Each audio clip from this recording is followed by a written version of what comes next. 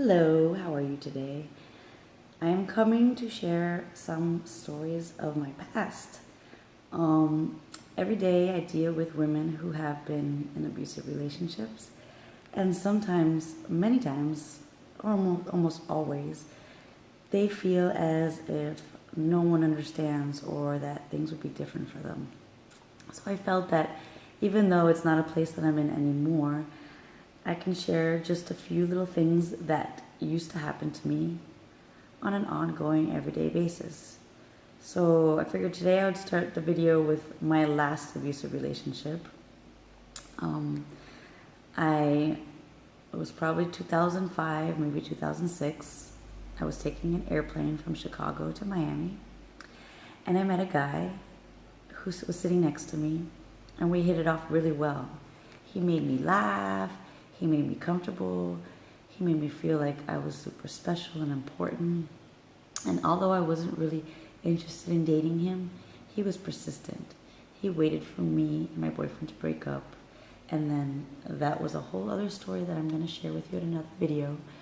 But he waited even a year after that till he was like, I'm just so in love with you and I just want to be with you.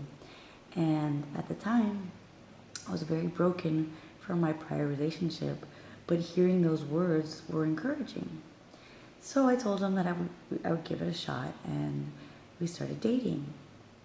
I did not pick up the signs in the beginning. He would disappear like on a weekly basis, usually on Mondays. And then a year and a half into dating him, I found out that he had a 10-month-old baby with the woman who he was with prior to me. Which means that at the time that he was having me, begging me to be his girlfriend, he had gotten this other woman pregnant. That was very devastating to me. But somehow, after a few months, he manipulated his way back into my life. And from that moment on, things were never the same. He was very jealous, and he would sneak through my house. He would go through my phone. Everything I did was always wrong. I was never clean enough, could never do enough things. And then a couple years later, he got me pregnant. And I was very excited. I really wanted to have another baby. I was about 31 or something like that. And my daughter was 12. And I was in that state of mind where I was really wanting to have more kids. And the thought that, when I get older, it would be nice to have a big family to come home to. And when he found out that I was pregnant, he forced me to have an abortion. And after I had the abortion, I found out that he had the other girl, the one that had the other baby, also have an abortion within the same week.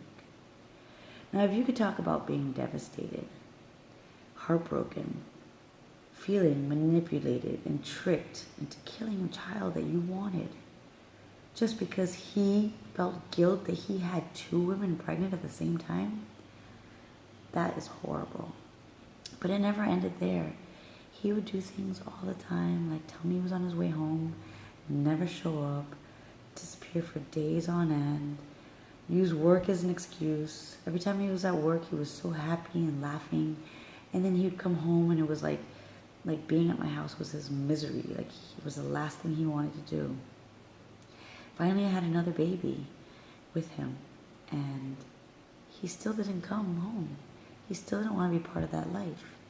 And once that baby was 9 months, he got me pregnant again, and then broke up with me, and then came back, and then broke up with me, and then came back, and tortured me, and then again, that woman called, and he was still with her.